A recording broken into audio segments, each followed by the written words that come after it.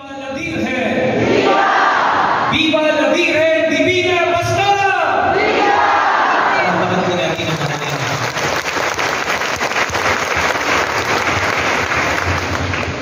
Our Papal Nuncio to the Philippines, Your Excellency Archbishop Charles John Brown. You know, when we sent the invitation to our Archbishop Papal Nuncio that morning, around noontime, we already received the response of the Archbishop. And that afternoon, the Bishop made the announcement that our celebration will be on this day, on the 26th of April. That was a big response. Palakpakan po natin ang ating Archbishop.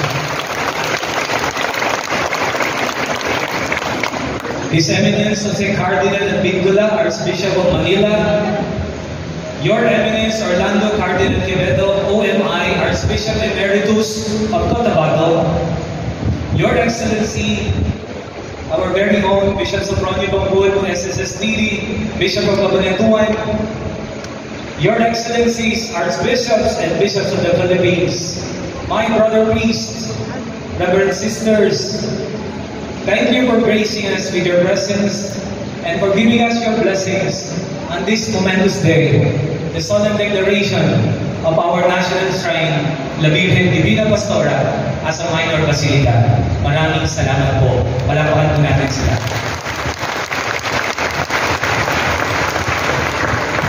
To our Congressman, Honorable Emerson Pascual, our hermano for this event. To our City Mayor, Honorable Emery Joy Pascual, our hermana for this event. Thank you so much. On hand, ang pagtulong nila sa atin. And they were the ones really in the forefront in the preparation of this activity. Maraming salamat po, and we are very proud that you are our Congressman and our City Mayor. Palakpakan po natin sila. Salamat po sa presensya ng ating kapatid at ginagalan, Congressman Gigi Pajernos. Palakpakan po natin sa invite. Maraming salamat po for your presence.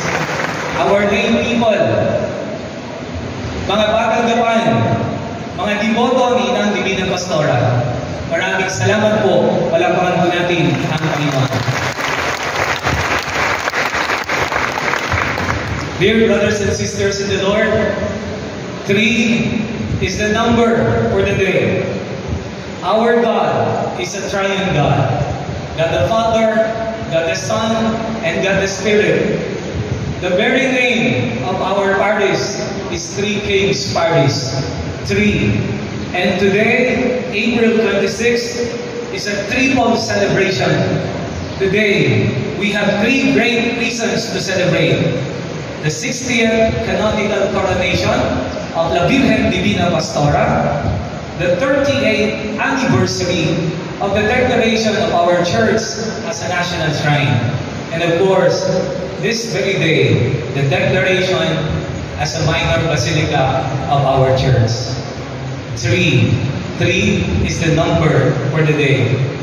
When the word is repeated 3 times in Hebrew, if I remember it right, in Hebrew, it expresses superlative or simply the best and expresses the fullness 3 times. Just like Mary, the Mother of God, the La Virgen Divina Pastora. Today, we are so full of grace. We thank and praise our God. Palakpakan po natin ang Panginoon. All these 3 blessings are but some of the manifestations of God's presence in the journey of our church, which began in 1595. All these 3 will always be celebrated on the 26th day of April as a thanksgiving and as a reminder of who we are, as a reminder of our mission. We are a journeying church, and this journey is a synodality marked by 3 characteristics: communion in charity, participation in ministry, and commitment in mission. Another 3 to remember. A synodality marked by 3 characteristics: communion in charity, participation in ministry, not a competition in ministry, but a complementarity in ministry, and a commitment in mission. Dear friends, brothers and sisters in the Lord, and the journey goes on.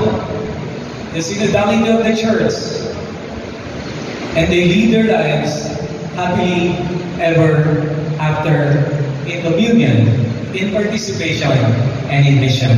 Palakpakan po natin ang Panginoon.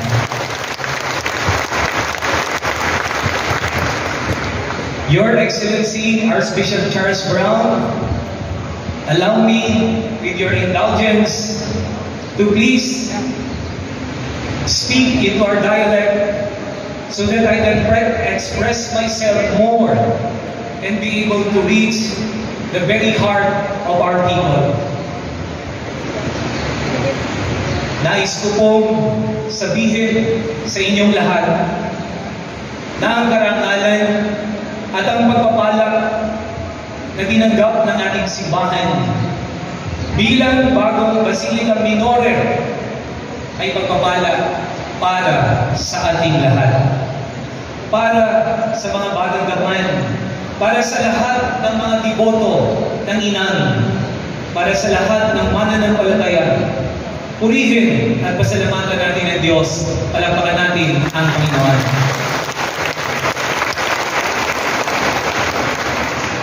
Pag nagbabatian po ang mga tagagapan, lalo na ang mga deboto, ganito po sila, para kay Inang. Gayahin nyo nga po ako, para kay Inang. Sige po, pag sinabi ko pong para kay Inang, kayo naman po, you will do the same as a response. Para kay Inang. Para kay Inang. Para kay Inang. Para kay Inang. Para kay Inang. Para kay Inang. Maraming salamat po sa ating lahat. Sa lahat ng bumilos, sa lahat ng nakipagtulungan, hindi ko na po iisa-isahin ang ating mga pangalan sapagkat alam ko nakasulat sa puso ng mahal na Ina ang bawat sakripisyo, ang bawat pag-aalay ng bawat isa na tumulong. Sa lahat po na nagkaisa para ang araw na ito ay maging napakaganda. Maraming salamat po at ang sukli po nito ay ang patnubay ng Inang La Virgen Divina Pastora. Sabi po, pag 3 beses sinasabi, when the word is repeated 3 times in Hebrew, it expresses superlative or simply the best and expresses the fullness. Thank you, and thank you. Palakpakan po natin ang Panginoon.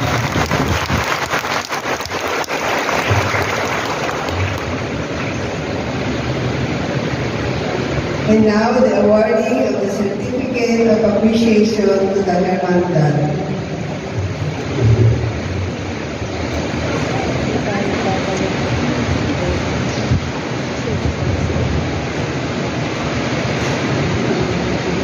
May we invite our Hermano and Hermana to please come forward and receive the Certificate of Appreciation.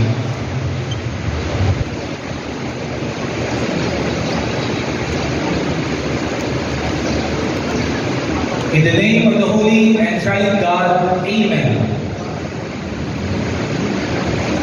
This Certificate of Appreciation is humbly presented to the Honorable Emerson D. Pascual, Representative for District Province of Nueva Ecija, in grateful recognition of his prominent contributions, tireless dedication, and immeasurable support as Hermano Mayor of this momentous and historical day when our humble parish church and national shrine was solemnly proclaimed as the minor basilica of La Virgen Divina Pastora.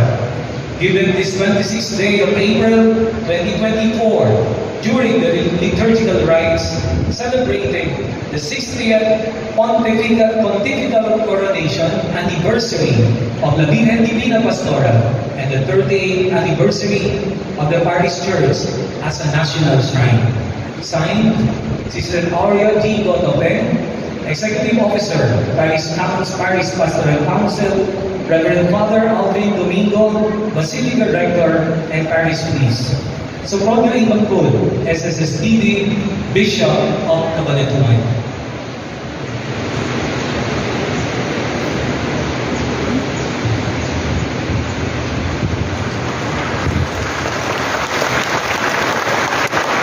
In the name of the Holy and Triune God, this certificate of appreciation is humbly presented to the Honorable Mayor Emery Joy D. Pascual, Mayor, Gapan City, Nueva Ecija, in grateful recognition of her prominent contributions, tireless dedication, and immeasurable support as Hermana Mayor of this momentous and historical day when our humble parish church and national shrine was solemnly proclaimed as the minor basilica of La Virgen Divina Pastora.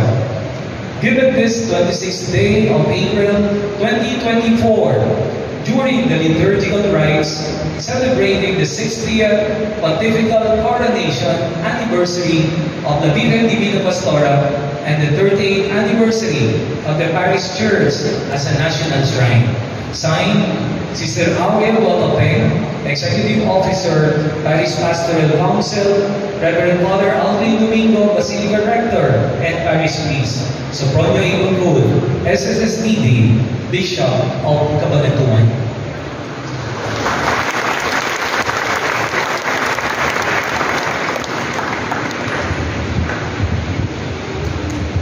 And now we come to the awarding of the membership certificate to the Minor Basilica and National Shrine of La Virgen Divina Pastora by the Association of Catholic Shrines and Pilgrimages of the Philippines, ACSP, by Reverend Father Reynante Tolentino, ACSP President and Rector of Antipolo Cathedral. Association of the Catholic Shrines and Pilgrimages of the Philippines.